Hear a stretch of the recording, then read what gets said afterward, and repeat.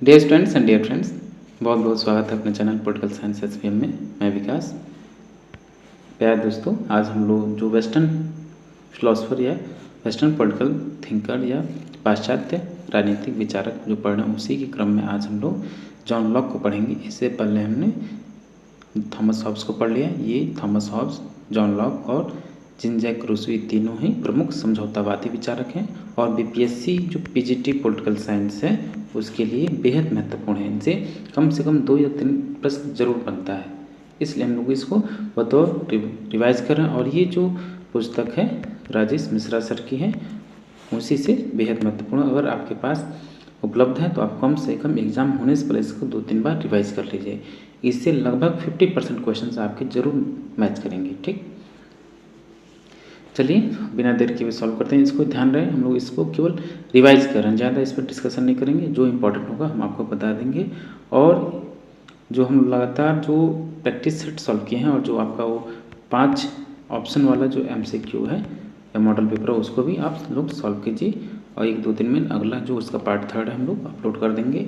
और कल हम लोग शायद इसमें, अभी तो हम लोग इंडियन में 2 देखे हैं, गांधी और कौटिल्य को, फिर अम्बेडकर को देखेंगे और लोहिया को और JP को। फिर इसके बाद हम लोग जो जो इम्पोर्टेंट इसमें टॉपिक है आपके BPSC में उसको ज़रूर देखेंगे। ठीक, और आपसे गुजारिश है, रिक्वेस्ट है कि प्लीज़ चैनल को सब्सक्राइब कीजिए और साथ ही वीडियो को लाइक कीजिए और अपने दोस्तों में अधिक से अधिक शेयर भी कीजिए। अगर किसी को पेड PDF की आवश्यकता है या ज़रूरत है तो आपको ये जो मोबाइल नंबर है इस पर कॉन्टैक्ट नहीं, आप व्हाट्सअप कर सकते हैं। ज़्यादा कॉस्ट नहीं है, आपको पर्याप्त कंटेंट मिल जाएगा, वो भी MCQs। ठीक, चलिए सॉल्व इसको पढ़ते हैं, हम लोग रिवाइज करते हैं। जॉन लॉक जो राजेश मिश्रा की पुस्तक है राजनीतिक विज्ञान समग्र अध्ययन, बतौर आप गाइड कह सकते हैं। एक लक्ष्मी नारायण पेरीवाल की पुस्तक आती है। अगर आपको आगे पढ़ना है पॉलिटिकल साइंस के तो उसके लिए भी वो बेहद महत्वपूर्ण है, इसमें ज़्यादा फैक्ट है। चलिए सबसे पहले तो आपको याद होना चाहिए जॉन लॉक किस सदी में जन्म हुआ इसका, 17वीं सदी में, और मरा किस में, 18वीं सदी में। ठीक, तो जॉन लॉक का जन्म 1632 में हुआ और इसकी मृत्यु 1704 में हुई। इसके जो जीवन लीला या जीवन कार्यकाल है 1632 से लेकर 1704 तक। आइए देखते हैं। जॉन लॉक का जन्म सॉमरसेटशायर में रिंगटन नामक स्थान पर 29 अगस्त 1632 को हुआ था। जॉन लॉक अनुभववाद के जन्मदाता हैं, याद रखिएगा। ये जो है आपका ब्रिटेन में है। ठीक, और ये किसका अनुभववाद का जन्मदाता है, जॉन लॉक। ये भी आपको नोट कर लेना है। अनुभववाद से तात्पर्य है कि 5 ज्ञान 5 इंद्रियों के अनुभव से प्राप्त होते हैं। जो भी आप टच करके, देख करके, फील करके या सुन करके जो भी आप ज्ञान प्राप्त करते हैं वही क्या है, अनुभववाद। जॉन लॉक को उदारवाद का पिता कहा जाता है, father of liberalism. John lock के अधिकारों के सिद्धांत के जन्मदाता है। जॉन लॉक अधिकारों के सिद्धांत के जन्मदाता है और उसमें भी प्राकृतिक अधिकारों के सिद्धांत, थ्योरी जो नेचुरल राइट है, उसके जन्मदाता है। जॉन लॉक को सामान्य बुद्धि, कॉमन सेंस का दार्शनिक माना जाता है। ये प्रश्न आपसे पूछा जा सकता है कि निम्नलिखित में से किस विचारक को सामान्य बुद्धि या कॉमन सेंस का दार्शनिक या विचारक माना जाता है, तो है आपका जॉन लॉक। वेपर का कहना है कि जॉन लॉक एक महान परंपरा का पहला प्रवक्ता यानी उदारवाद का पहला प्रवक्ता और एक महान परंपरा का अंतिम प्रवक्ता यानी मध्यकाल का अंतिम प्रवक्ता है। किसने कहा, ये वेपर साहब का कथन है। जॉन लॉक रिचर्ड हुकर की रचना इलेस्टिकल पॉलिटी से बहुत ज़्यादा प्रभावित थे। तो जॉन लॉक किससे ज़्यादा प्रभावित थे, रिचर्ड हुकर से। जॉन लॉक की सबसे प्रसिद्ध पुस्तक है 2 ट्रेजेस ऑफ गवर्नमेंट यानी शासन पर 2 निबंध। ये हिंदी में भी करके पूछ सकता है, तो आप याद कर लीजिए लॉक की पुस्तक का क्या नाम है, शासन पर 2 निबंध या 2 ट्रेजेस ऑफ गवर्नमेंट। इसके पहले भाग में जॉन लॉक ने रॉबर्ट फिल्मर की पुस्तक जो पैट्रियार्का है, the natural power of king का खंडन किया है, जिसमें राजा की प्राकृतिक शक्तियों का वर्णन किया गया है। बेहद महत्वपूर्ण है ये चीज़। जॉन लॉक जो उसकी पुस्तक है 2 ट्रेजेस, शासन पर 2 निबंध। ठीक, इसके पहले भाग में रॉबर्ट फिल्मर जो किसके समर्थक थे, दैवी सिद्धांत के, राजा के दैवी सिद्धांत के या दैवी शक्तियों का समर्थन करते थे। उसी की पुस्तक थी पैट्रियार्का और the natural power of king, इसका उसने खंडन किया। इसी के विरोध स्वरूप उसने 2 ट्रेजेस ऑफ गवर्नमेंट लिखा है। जॉन लॉक के अनुसार राजा को अपनी संपत्ति अपने उत्तराधिकारियों को देने की शक्ति नहीं है। जॉन लॉक ने प्राकृतिक अधीनता के सिद्धांत का खंडन किया जो फिल्मर ने दिया था। पुस्तक के दूसरे भाग में अपने सिद्धांतों का प्रतिपादन किया है। इस पुस्तक में 1688 की गौरवमयी क्रांति का समर्थन किया गया था। किसके? जॉन लॉक के द्वारा। ये भी प्रश्न बनता है, निम्नलिखित में से किसने गौरवमयी या 1688 इंग्लैंड की 1688 क्रांति का समर्थन किया था? अब देखिए अनुभववाद। जॉन लॉक ने an essay concerning human understanding नामक रचना लिखी थी। ये भी उसकी रचना है, ये भी याद होना चाहिए आपको। अनुभववादियों के अनुसार व्यक्ति का समूचा ज्ञान अनुभव पर आधारित है जो 5 ज्ञानेंद्रियों द्वारा प्राप्त होता है। ठीक, इस विश्व का ज्ञान एवं उसका औचित्य केवल अनुभव द्वारा ही सिद्ध किया जा सकता है, ऐसा अनुभववादियों खासकर लॉक का मानना था। अनुभववाद के अनुसार व्यक्ति का मस्तिष्क जन्म से खाली स्लेट के समान होता है। जब आप टीचिंग एप्टीट्यूड में भी ये प्रश्न पूछा जाता है कि अनुभववाद का कौन सा सिद्धांत है, तो उसका कहना है कि मस्तिष्क को है जन्म से खाली स्लेट के तरह होता है, जो भी चाहे आप वैसा उस पर वैसा बना सकते हैं उसको। अनुभववाद के अनुसार कोई भी ज्ञान प्रागानुभविक नहीं होता है। अनुभववाद बुद्धिवाद का विरोधी विचार है क्योंकि बुद्धिवाद के अनुसार ज्ञान मूलतः अनुभव पूर्व या प्रागनुभविक प्रायोरी है। प्राकृतिक अधीनता नेचुरल सब्जेक्शन के सिद्धांत का इसने खंडन किया। रॉबर्ट फिल्मर के द्वारा ये कहा गया कि जिस प्रकार के बच्चे पर पिता का प्राकृतिक नियंत्रण होता है, ठीक उसी प्रकार राजा का प्रजा पर स्वाभाविक रूप से नियंत्रण भी होता है। ये कोट भी आपको याद रखना है, किसका है? फिल्मर का। इसकी पुस्तक पेट्रियार्क का। इस विचार को लॉक ने अस्वीकृत कर दिया। लॉक के अनुसार बच्चा अल्पवयस्क होता है, इसलिए पिता बच्चे को निर्देश दे सकता है, परंतु राजा प्रजा को निर्देश नहीं दे सकता क्योंकि प्रजा बच्चे नहीं है।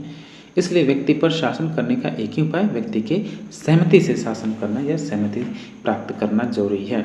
तो व्यक्ति ये जो सहमति सिद्धांत किसने प्रतिपादित किया कि सहमति से शासन किया जाए, जनता की मर्जी से शासन की जाए। ये सिद्धांत प्रतिपादित करने वाले कौन है? John Locke.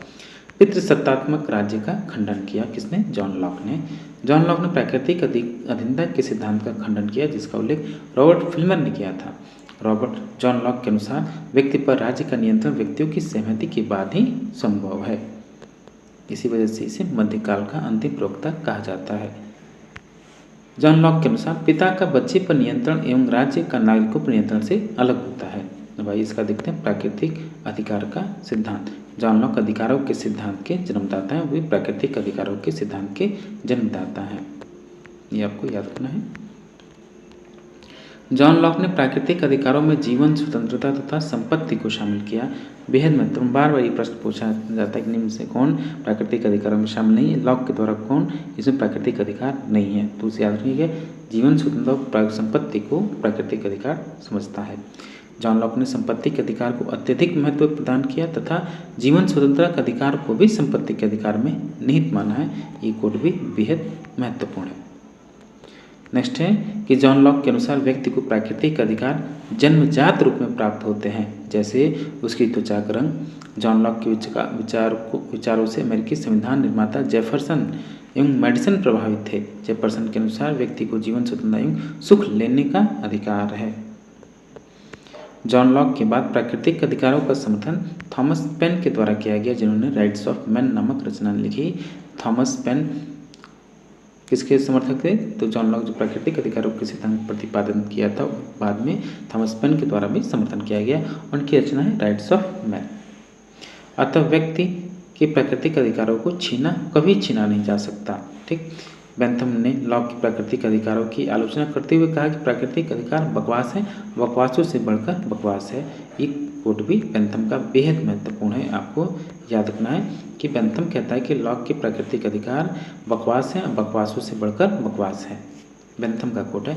बेंथम के अनुसार राज्य एवं सरकार पहले से अधिकारों की कल्पना अतार्किक है। राज्य एवं सरकार से पहले अधिकारों की कल्पना करना अतार्किक, मतलब इसका कहना था कि पहले राज्य का निर्माण हुआ, सरकार का निर्माण, उसके बाद नागरिकों को अधिकार दिए गए, क्योंकि सभी नागरिक ये व्यक्ति किस में है?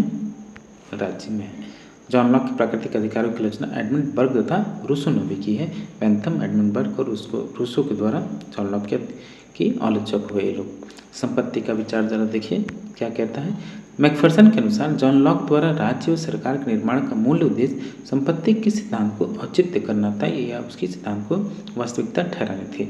संपत्ति को परिभाषित करते हुए जॉन लॉक ने कहा है कि संपत्ति व्यक्तियों का व्यक्तित्व उनके स्वामित्व में स्थित वस्तुएं हैं। क्या संपत्ति की व्यक्तियों का व्यक्तित्व उनके स्वामित्व में स्थित वस्तुएं ही संपत्ति हैं। अगला, संपत्ति का आशय क्या है? संपत्ति का आशय या संपत्ति का अर्थ यह है कि भूमि व वस्तुओं का योग। जॉन लॉक ने मूल्य के श्रम सिद्धांत का निर्माण करते हुए, यानी मूल्य के श्रम सिद्धांत का निर्माण किसने किया, व्याख्या किसने किया? जॉन लॉक ने करते हुए कहा कि व्यक्ति प्राकृतिक वस्तुओं में अपना श्रम मिलाकर उनका स्वामी बन जाता है। ठीक, उसके अनुसार प्रकृति ने पर्याप्त वस्तु दी हैं, व्यक्ति का मूल उद्देश्य अपने श्रम द्वारा अर्जित संपत्ति को सुरक्षित रखना है।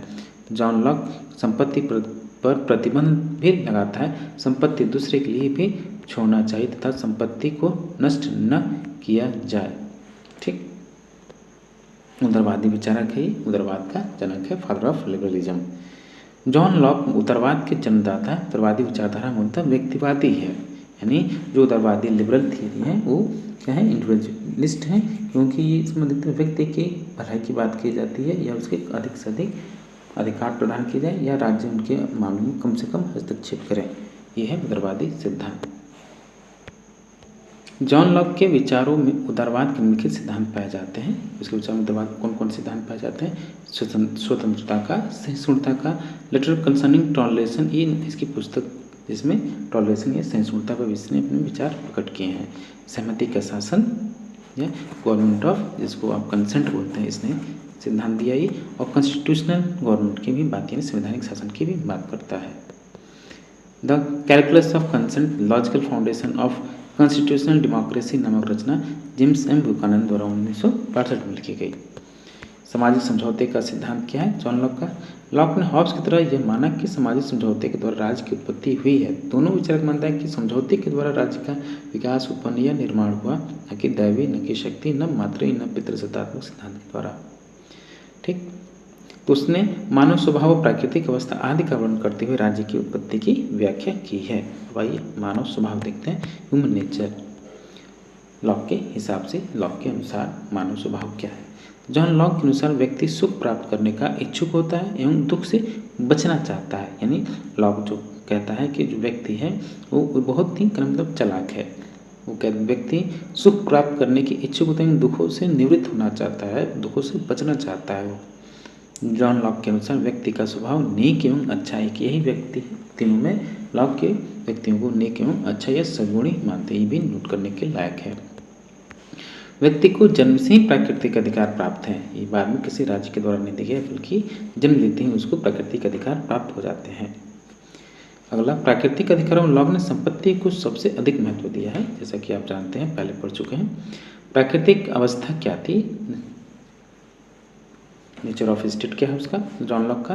कि जॉन लॉक ने essay on the laws of nature नामक रचना की। 3 रचनाएं हुई इसकी, आपको याद रखना चाहिए, 4, चौथी है ये। जॉन लॉक के अनुसार प्राकृतिक अवस्थाएं युद्ध की अवस्था में अंतर होता है। जॉन लॉक की प्राकृतिक अवस्था पूर्व राजनीतिक है, पूर्व सामाजिक नहीं है। देखिए, प्राकृतिक अवस्था क्या है उसकी? पूर्व सामाजिक है। जो प्राकृतिक अवस्था है राज्य के निर्माण के से पूर्व बात हो रही है। ठीक, तो उसके बाद राज्य का निर्माण हुआ है। प्राकृतिक अवस्था इससे पहले है। ठीक, पूर्व सामाजिक ये नहीं है। ठीक, प्राकृतिक अवस्था पूर्व सामाजिक नहीं है, ऐसा लॉक का मानना है। प्राकृतिक अवस्था परस्पर शांति और सहयोग की अवस्था थी।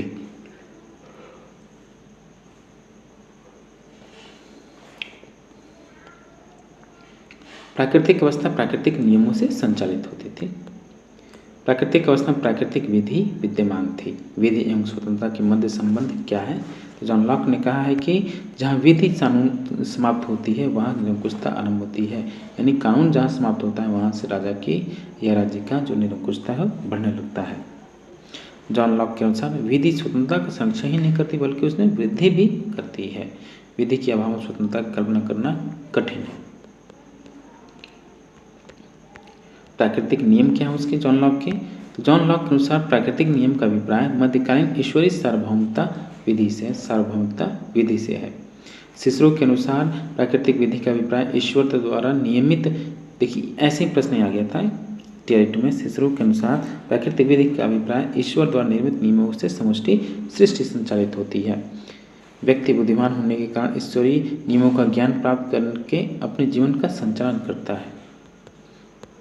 अगला, लॉक के सामाजिक समझौते का मूल कारण क्या था? यानी अब मान जाइए लॉक का जो सामाजिक समझौता है, सोशल कॉन्ट्रैक्ट बेहद महत्वपूर्ण थ्योरी है, उसको पढ़ते हैं।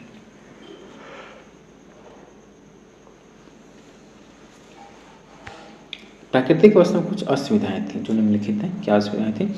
एक स्पष्ट मानव निर्मित नियम का भाव, क्रियान्वित करने वाली संस्था की अनुपस्थिति और नियमों की व्याख्या करने वाली किसी निश्चित संस्था के का भाव।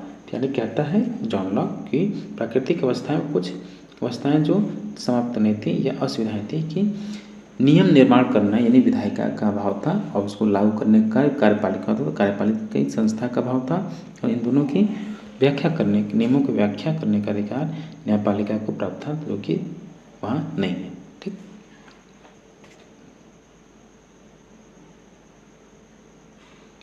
तो जब प्राकृतिक अवस्था थी तो इसी वजह से सामाजिक समझौते का निर्माण करता है कौन? John Locke. तो इस ये देखिए दोहरा समझौता हुआ है। मैं कभी जब हम लोग हॉब्स पढ़े तो उसमें समझौता एक पक्षीय था और यहाँ समझौता जो है दोहरा समझौता है, आपको याद करना है। जॉन लॉक के विचार में निम्नलिखित दो सामाजिक समझौते पाए जाते हैं। कौन कौन से? पहले समझौते में व्यक्तियों ने मिलकर नागरिक समाज का निर्माण किया। याद रखिएगा, पहले समझौते में व्यक्ति आपस में इकट्ठा हुए, मिले जुले और क्या किया? नागरिक समाज का निर्माण किया, सिविल सोसाइटी का निर्माण किया। दूसरे समझौते में नागरिक समाज के द्वारा राज्य या सरकार का निर्माण किया गया। ठीक, अब इसी वजह से इसको क्या करते हैं? दोहरा सामाजिक समझौता।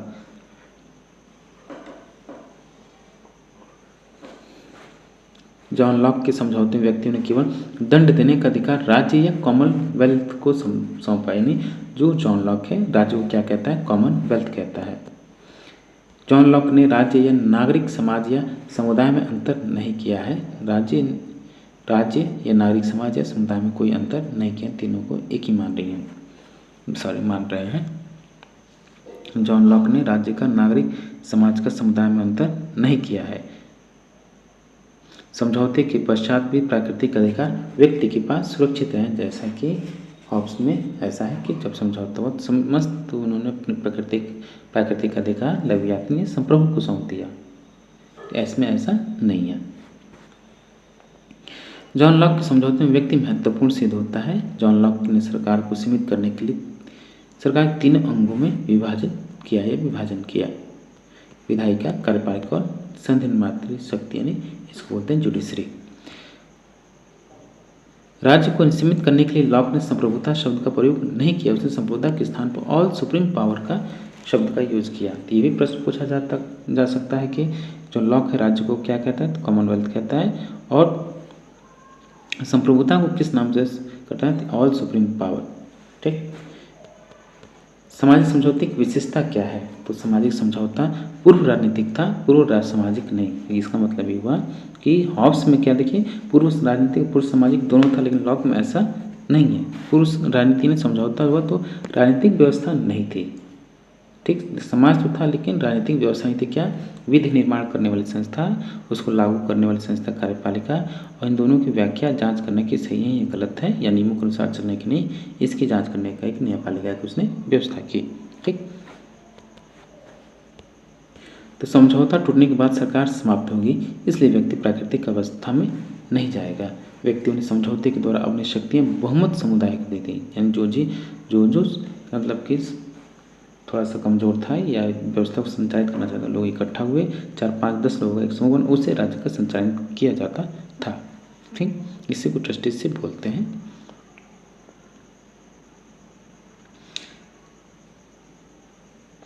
क्रांति का विचार। लॉक के विचारों के परिणामस्वरूप इंग्लैंड में गौरवपूर्ण क्रांति हुई। यानी कहा जा सकता है कि इंग्लैंड की जो क्रांति हुई किससे? लॉक के विचारों से प्रेरित थी। उसके विचारों ने फ्रांसीसी क्रांति को प्रभावित किया। अमेरिकी क्रांतिकारी अमेरिका के संविधान निर्माता जेफरसन और मेडिसन लॉक के विचारों से अत्यधिक प्रभावित थे।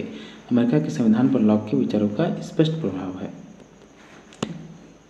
लॉक के क्रांति का विचार देखिए कि जॉन लॉक के विचारों में सीमित और संवैधानिक शासन का आधार है।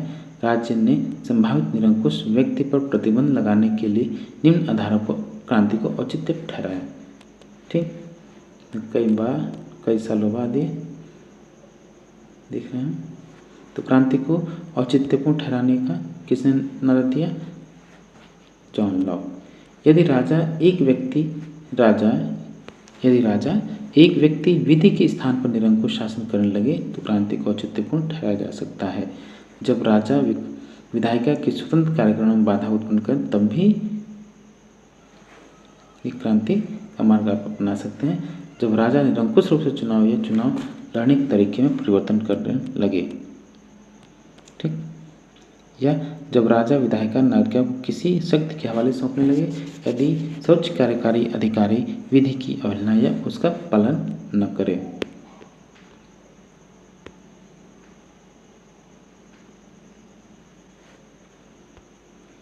ठीक, अब लॉक की क्रांति का विचार।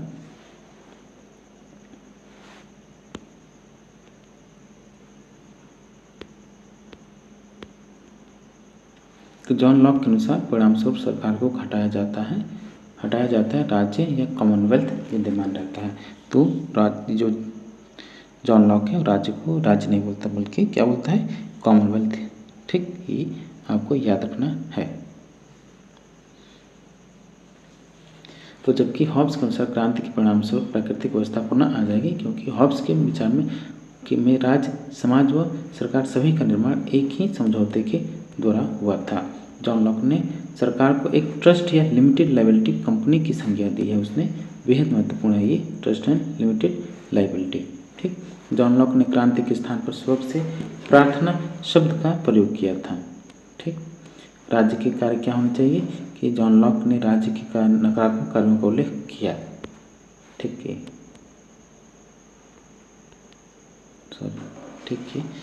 है। और राज्य के कार्य क्या? जॉन लॉक ने राज्य के नकारात्मक कार्यों का उल्लेख किया। कौन कौन से हैं आइए देखते हैं। विधि व्यवस्था बनाए रखना और बाह्य शस्त्रों के आक्रमण से रक्षा करना, ये राज्य के दो प्रमुख कार्य हैं। राज्य की प्रकृति क्या है? नकारात्मक। लॉक के हिसाब से राज्य की नकारात्मक प्रवृत्ति है। पुलिस राज्य है, रात प्रहरी राज्य है और हस्तक्षेपवादी ने लेसेस फेयर राज्य, ये लेसेस फेयर स्टेट की बात चल रही है उसमें। तो हस्तक्षेप राज्य लेसेस फेयर का अभिप्राय क्या है? समझौते की स्वतंत्रता को बनाए रखना, अपित्र सत्तात्मक समाज का या राज्य का अभाव। लॉक की शासन प्रणाली क्या है? तो उसकी शासन प्रणाली है सहमति पर आधारित है, सीमित शासन है। जॉन लॉक राजतंत्र का विरोधी था परंतु संवैधानिक राजतंत्र का समर्थक था। राजतंत्र का तो लॉक समर्थक था लेकिन संवैधानिक राजतंत्र का जॉन लॉक समर्थक था। जॉन लॉक के अनुसार प्रतिनिधि शासन में सबके लिए प्रतिनिधित्व नहीं था। जॉन लॉक के लिए लोकतंत्र एक साधन तथा उत्तरवाद साध्य था। अब आइए व्यक्तिवाद पे। व्यक्ति को राज्य एवं समुदाय से ज़्यादा महत्व देने वाले विचारक व्यक्तिवादी कहलाते हैं। व्यक्तिवादी व्यक्ति की स्वतंत्रता एवं सुख बढ़ाने के लिए राज्य को साधन मानते हैं, इसलिए उदारवादी उपयुक्तवादी विचारक व्यक्ति की मान्यता में विश्वास रखते हैं। पूंजीवादी विचारक कौन कौन से हैं? सीवी मैकफर्सन ने अपनी रचना the political theory of passive individualism में हॉब्स एवं लॉक को स्वतःमूलक व्यक्तिवाद कहा है। सीवी मैकफर्सन ने लॉक को पूंजीवाद का जन्मदाता कहा, ये आपको याद रखना है। सीवी मैकफर्सन के अनुसार लॉक के राज्य का मुख्य उद्देश्य संपत्ति की गारंटी या रक्षा करना है। सीवी मैकफर्सन के अनुसार लॉक ने संपत्तिशाली लोगों को अधिकार प्रदान किए हैं। ठीक, जेम्स टोली से विचार सहमत नहीं है। इनके अनुसार लॉक संवैधानिक शासन का समर्थक है, जेम्स टोली कहते हैं। लॉक के विचारों में अंतर्निहित विरोधाभास क्या है वो भी देख लेते हैं कि जॉन लॉक के विचार एक और अनुभववाद से प्रभावित हैं तथा दूसरी ओर मध्यकालीन विचारक रिचर्ड हुकर का उन पर स्पष्ट प्रभाव है। लॉक के विचारों में हॉब्स की भांति तार्किक संगति विद्यमान नहीं है क्योंकि उसने 4 स्तर पर सर्वोच्च शक्ति की संकल्पना की है। सरकार में विधायिका सर्वोच्च होगी जबकि सरकार में सर्वोच्च समुदाय होगा। समुदाय का भी मूल उद्देश्य प्राकृतिक अधिकारों की रक्षा करना है। प्राकृतिक अधिकारों से महत्वपूर्ण प्राकृतिक विधि है। इसलिए यह भ्रम उत्पन्न होता है कि व्यक्ति प्राकृतिक अधिकार ज़्यादा महत्वपूर्ण है या समुदाय के दंड अधिकार ज़्यादा महत्वपूर्ण है। व्यक्ति ज़्यादा महत्वपूर्ण है या समुदाय का महत्व ज़्यादा है। समझौता 1 या 2 स्पष्ट नहीं है। उदारवादी होते हुए मध्यकालीन विचारों से लॉक क्या है? प्रभावित है। ठीक। अब आइए इसकी प्रमुख जो रचना है उसको देख लेते हैं। An essay concerning human understanding 1687 में लिखा गया, 1690 में प्रकाशित हुआ। लॉक ने 4 लेटर्स कंसर्निंग टॉलरेशन, ठीक, 1689, जिसमें दूसरा पत्र अत्यधिक प्रसिद्ध है, a letter concerning toleration the reasonableness of Christianity, ये भी उसकी पुस्तक है। इस पुस्तक में लॉक ने ईसाई धर्म का तार्किक बचाव किया है, ठीक। टू ट्रीटाइज ऑन गवर्नमेंट 1689, इस पुस्तक के बारे में पीटर लॉसलेट ने कहा था कि रचना 1688 की गौरवपूर्ण क्रांति के पहले लिखी गई थी। सम थॉट्स कंसर्निंग एजुकेशन, शक्ति पृथक्करण सिद्धांत के जन्मदाता मॉन्टेस्क्यू हैं। इन्होंने द स्पिरिट ऑफ लॉज लिखा, ठीक। संयुक्त राज्य अमेरिका के संविधान निर्माण पर लॉक का प्रभाव पड़ा है, ये भी बेहद महत्वपूर्ण कोट है, ठीक है। तो आइए अब इसको हम लोग बीपीएससी, पीजीटी, पॉलिटिकल साइंस या राजनीति विज्ञान के अंतर्गत हम लोग जो पाश्चात्य या विदेशी राजनीति विचारक हैं उसको हमने पढ़ा, और ये आपके एग्जाम के लिए बेहद महत्वपूर्ण है। आप इसको रिवाइज करते रहिए, ठीक। और चलिए मिलते हैं आपसे नेक्स्ट वीडियो में। Thank you for watching.